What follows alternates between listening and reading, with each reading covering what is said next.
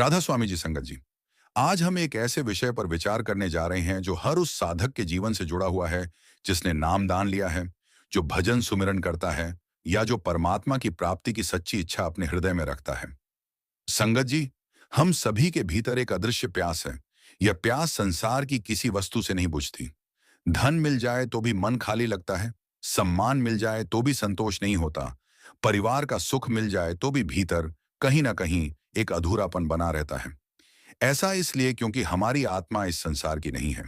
वह अपने असली घर, अपने मालिक, अपने प्रभु की है। और जब तक वह अपने स्रोत से नहीं जुड़ती, तब तक उसके भीतर की बेचैनी समाप्त नहीं होती।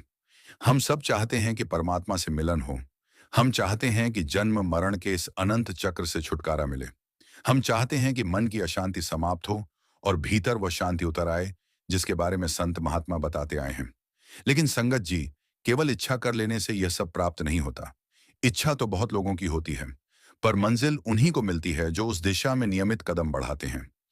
सद्गुरु हमें बार बार समझाते हैं कि आत्मिक उन्नति का आधार नियमित भजन सुमिरन है। यही वह साधन है जो धीरे धीरे आत्मा को संसार से हटाकर परमात्मा की ओर ले जाता है। यही वह डोर है जो हमें भीतर के शब्द और प्रकाश से जोड़ती है। लेकिन यही सबसे बड़ी कठिनाई भी सामने आती है। कितने ही साधक हैं जो सच्चे दिल से स्वीकार करते हैं कि वे भजन सुमिरन करना चाहते हैं, पर मन टिकता नहीं। बैठते हैं तो ख्यालों की आंधी चल पड़ती है। कभी पुराने प्रसंग याद आने लगते हैं, कभी भविष्य की चिंताएं घेर लेती हैं, कभी शरीर थकने लगता है, कभी नींद आने लगती है। और फिर कुछ समय बाद हम उठ जाते हैं और मन में यह सोचकर दुखी होते हैं कि आखिर हमसे यह साधना क्यों नहीं हो पा रही। संगत जी, यहाँ एक बहुत महत्वपूर्ण बात समझने की आवश्यकता है। समस्या भजन सुमिरन में नहीं है। समस्या मन की आदतों में है। वर्षों से हमारा मन बाहर की ओर दौड़ता आया है। बचपन से लेकर आज तक हमने उसे संसार की वस्तुओं में रस लेना सिखाया है। कभी धन में, कभी रिश्तों में, कभी मनोरंजन में, कभी इच्छाओं में। अब जब हम उससे कहते हैं कि आओ, भीतर बैठो और परमात्मा का स्मरण करो, तो वह तुरंत तैयार नहीं होता। वह बार बार बाहर भागता है, क्योंकि उसकी आदत बाहर भटकने की बन चुकी है। यही कारण है कि 2.5 घंटे का भजन सुमिरन हमें कठिन लगता है। जरा सोचिए, क्या हम 2.5 घंटे की फिल्म नहीं देख लेते? क्या हम घंटों मोबाइल पर नहीं बिता देते? क्या किसी मित्र के साथ बैठकर 2-3 घंटे बातें करना हमें कठिन लगता है? नहीं, क्योंकि वहां मन को रस मिलता है, वहां उसका झुकाव है। इसलिए वास्तविक प्रश्न यह नहीं है कि हमारे पास समय है या नहीं। वास्तविक प्रश्न यह है कि हमारे मन का प्रेम किस दिशा में है। जिस दिन मन को नाम में रस आने लगेगा, जिस दिन भीतर के आनंद की झलक मिल जाएगी, उस दिन 2.5 घंटे भी कम लगने लगेंगे। संगत जी, साधना का रहस्य समय पूरा करने में नहीं, बल्कि प्रेम जगाने में है। कई बार हम केवल कर्तव्य समझकर बैठते हैं। मन में यह भाव होता है कि गुरु का आदेश है, इसलिए बैठना है। यह अच्छी बात है, लेकिन इससे भी ऊंची अवस्था वह है जब साधक बैठते समय यह अनुभव करे कि वह अपने प्रियतम से मिलने जा रहा है।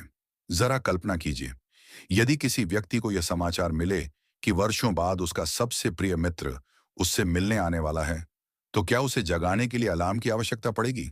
क्या वह आलस्य करेगा? बिल्कुल नहीं। वह उत्साह से भर जाएगा। ठीक इसी प्रकार जब साधक के भीतर गुरु और परमात्मा के प्रति प्रेम जागने लगता है, तब भजन सुमिरन बोझ नहीं रहता।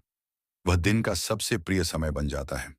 संगत जी, अक्सर लोग कहते हैं कि हम सुबह 3 बजे उठने का प्रयास करते हैं, लेकिन नींद बहुत आती है। बैठते ही सिर झुकने लगता है। नाम जपते जपते पता ही नहीं चलता कि कब नींद आ गई। यह अनुभव लगभग हर साधक को होता है। लेकिन हमें यह समझना चाहिए कि साधना का अर्थ केवल आसन पर बैठ जाना नहीं है। साधना का अर्थ है सजग होकर बैठना। शरीर बैठा हो और चेतना सो जाए तो उसका लाभ सीमित रह जाता है। इसलिए जब भी भजन सुमिरन के लिए बैठें, पहले स्वयं को मानसिक रूप से तैयार करें। कुछ क्षण शांत बैठें, गुरु का स्मरण करें, उनकी कृपा को याद करें, उनके उपदेशों को मन में दोहराएं, फिर प्रेम से नाम का अभ्यास आरंभ करें। जब यह भाव बनता है कि मैं किसी कार्य को पूरा करने नहीं, बल्कि अपने गुरु की उपस्थिति में बैठने आया हूं, तब साधना की दिशा बदलने लगती है। संगत जी, एक और बहुत बड़ी भूल हम अक्सर करते हैं। हम चाहते हैं कि कुछ ही दिनों में मन शांत हो जाए, ध्यान लग जाए, भीतर प्रकाश दिखाई देने लगे, धुन सुनाई देने लगे। लेकिन संतों ने कभी भी जल्दबाजी का मार्ग नहीं बताया। बीज बोने के बाद किसान हर घंटे खेत खोद कर नहीं देखता कि अंकुर निकला या नहीं। वह धैर्य रखता है, नियमित पानी देता है। समय आने पर बीज स्वयं अंकुरित होता है। उसी प्रकार भजन सुमिरन की कमाई भी धीरे धीरे फल देती है। आज का अभ्यास व्यर्थ नहीं जाता, कल का अभ्यास भी व्यर्थ नहीं जाता। हर दिन की बैठक हमारे भीतर कुछ न कुछ परिवर्तन कर रही होती है, चाहे हमें दिखाई दे या न दे। मन थोड़ा शांत हो रहा होता है, वासनाओं की पकड़ थोड़ी ढीली हो रही होती है, गुरु के प्रति प्रेम थोड़ा बढ़ रहा होता है और आत्मा धीरे धीरे अपने घर की दिशा पहचानने लगती है। संगत जी, याद रखिए कि साधना में सफलता का रहस्य किसी विशेष अनुभव में नहीं, बल्कि नियमितता में छिपा है। जो साधक रोज बैठता है, चाहे मन लगे या न लगे, वही आगे बढ़ता है। जो मन के अनुसार चलता है, उसकी प्रगति रुक जाती है। मन कहेगा आज थक गए हों, मन कहेगा कल से शुरू करेंगे, मन कहेगा आज समय नहीं है। लेकिन यदि हम हर बार मन की सुनते रहे, तो जीवन निकल जाएगा और मंजिल दूर ही रहेगी। इसलिए दृढ़ निश्चय कीजिए कि चाहे परिस्थिति कैसी भी हो, प्रतिदिन भजन सुमिरन अवश्य करना है। धीरे धीरे यही नियमितता प्रेम में बदलेगी, प्रेम भक्ति में बदलेगा और भक्ति अनुभव में बदल जाएगी। फिर वह समय भी आएगा जब संसार के आकर्षण फीके लगने लगेंगे और भीतर का आनंद अधिक वास्तविक प्रतीत होगा। तब साधक को समझ में आने लगता है कि संत महात्मा भजन सुमिरन पर इतना जोर क्यों देते हैं, क्योंकि यही वह मार्ग है जो आत्मा को उसके असली घर तक पहुंचाता है। यही वह साधन है जो मन के अंधकार को हटाता है। यही वह डोर है जो हमें सद्गुरु की कृपा से जोड़ती है। और यही वह अमूल्य कमाई है जो इस संसार से विदा होने के बाद भी हमारे साथ जाती है। संगत जी, इसलिए निराश मत होइए यदि मन भटकता है।